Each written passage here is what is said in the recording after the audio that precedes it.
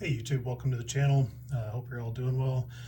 For today's project, I have this Noco lithium iron phosphate battery that I bought a couple years ago. I had it in my motorcycle over the winter and it won't charge.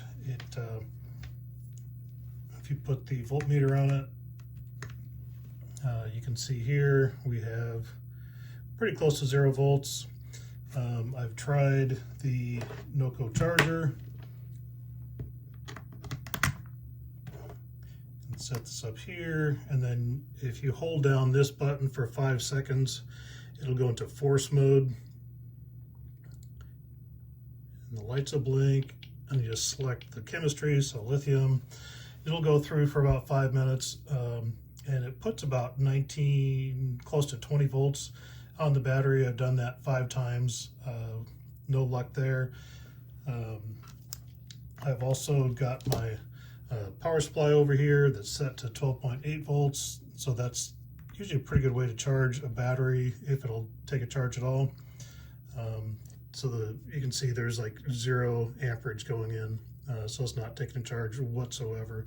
So what we need to do is figure out a way to bypass the BMS. I think the BMS, the voltage in the battery cells is too low, and the BMS is just shut down. It doesn't have enough voltage to control the charge, so it's just shut down. So let me show you a little bit about the internals and the schematic and how the BMS is laid out, and we'll see if we can get this taken care of.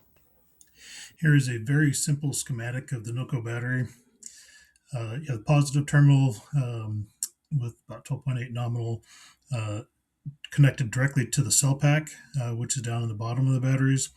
And then the negative goes through the BMS, which will open and close the connection to the negative terminal. If the BMS senses any cells out of balance, too high, too low, over temp, under temp, a lot of different conditions, it will open this switch in here, and it will protect the battery from drain. So this is extremely simplistic. There's a lot of stuff going on in here, but what we need to do is connect the charger to the positive terminal and then to the negative terminal of the cells, not the negative terminal of the battery, because this is disconnected. So that's challenges to have access to the negative side of the cells down in there. Here's the Noco website, and it has an expanded picture of the BMS, which is this right in here. You can see the top terminals.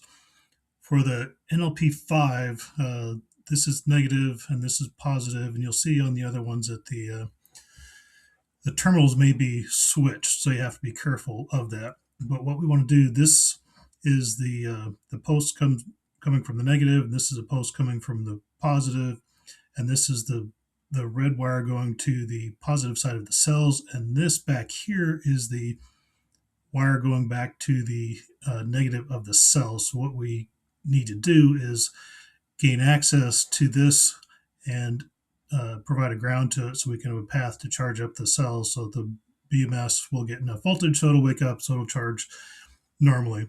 So this, like I said, this is the NLP5, and then the NLP9, you can see the positives on the left and the negatives on the right, and then this would be where you want to connect the negative of the charger that goes to the cells. The NLP14, same, positive on the left, negative on the right, and then back here is where you want to connect to.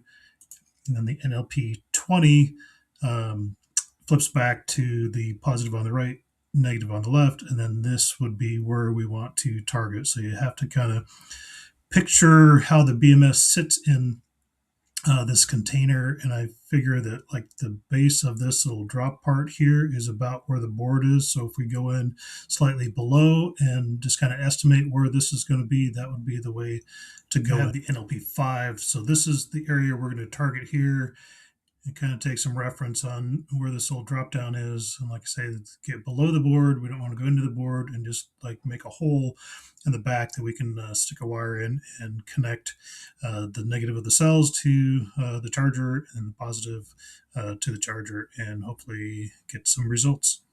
So based on the Noco website, the best I can tell, we're probably going in right about here. So we draw a line or make an X, and we'll make a small hole in there.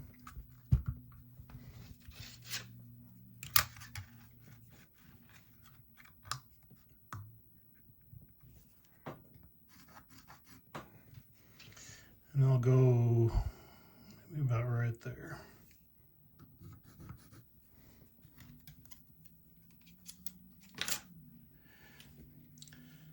So to create a hole, I've got an 1/8 inch drill bit, and I've got a little bit of a Tygon fuel line, and that is to prevent drilling too far into the case. So it'll just drill, and the fuel line will keep it from dropping in and destroying who knows what in there.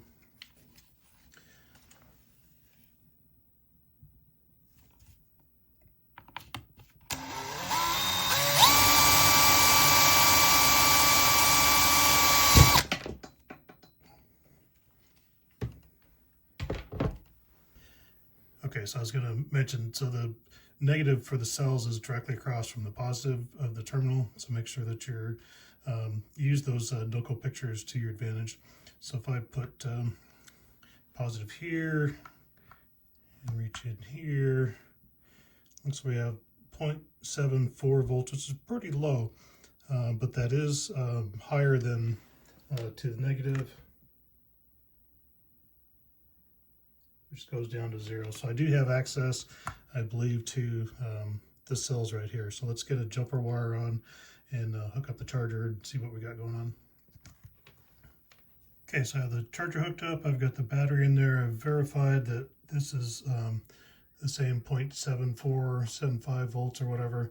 So that is on the cell. So let's see what happens when we connect this to the negative, see if that charger does anything. So the charger did not kick on automatically, so I've got my power supply set to 12.8, and I've got hooked up here, so let's see if we can get it connected. Okay, so it's taking a charge right now. So the battery is at 6.7, so it's pretty low. It is taking 1 amp. I want to take it a little bit easy, but I'd like to see that Noco charger get turn itself on too. Okay, so we've got both the charger, Noco charger is starting to go. This is still putting an amp in here, so let me see if I can disconnect our ground and see if it'll keep going.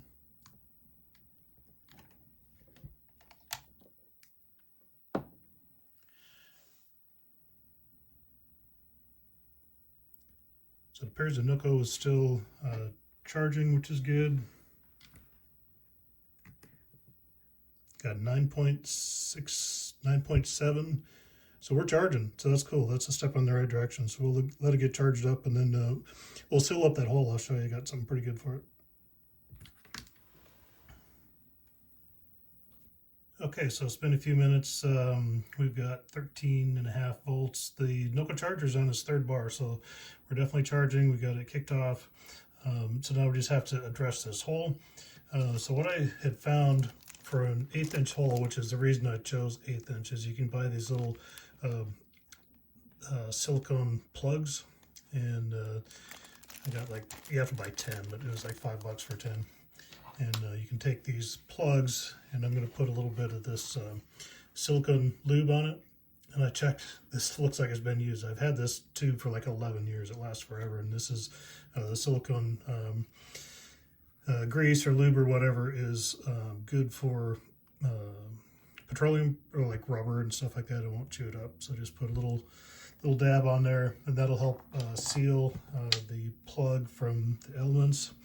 And basically just pop her back in there, or pop her in there, and that's a pretty legit looking fix, especially once this, wipe all the extra grease up or whatever. Then that'll be nice and clean and secure, and we're charging, and I think that's a pretty good fix. So if you found this at all helpful or have comments, please leave them down below. Subscribe, like, all that good stuff. Appreciate you guys. Thanks a lot.